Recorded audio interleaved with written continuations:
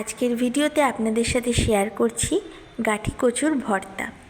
এই রেসিপিটা আমরা যেভাবে বানাই সেটাই আপনাদের সাথে শেয়ার করছি।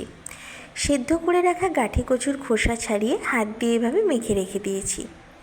এবার সর্ষের তেল গরম করে ফোড়নে দিয়েছি শুধু শুকনো লঙ্কা আর কারি পাতা। ফোড়নটা ভালো করে নেড়ে চেড়ে দিয়ে দিলাম পেঁয়াজ কুচি, টমেটো কুচি, আদা কুচি। দিয়ে দিচ্ছি স্বাদ মতো নুন আর হলুদ গুঁড়ো, আর দিয়ে দেবো কয়েকটা চেরা কাঁচা লঙ্কা। এবার এটাকে ভালো করে ভেজে নেব। পেঁয়াজটা বেশ ভাজা ভাজা হয়ে যাবে আর টমেটোটা গলে যাবে, ততক্ষণ অবধি এটাকে ভালো করে নাড়তে হবে।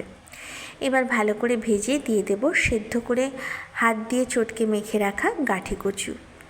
গাঠি কচুটা দিয়েও খুব ভালো করে এবার নাড়তে হবে যতক্ষণ পর্যন্ত না ভর্তা তৈরি হচ্ছে।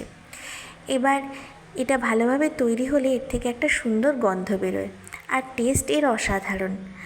ওপর থেকে একটু কাঁচা সর্ষের তেল দিয়ে দিলাম। গরম ভাতে এর স্বাদ আলাদা। এটা কম বেশি আমরা সকলেই খেয়ে থাকি। আমরা এই পদ্ধতিতে করে আপনাদের সাথে ভিডিওর মাধ্যমে শেয়ার করলাম।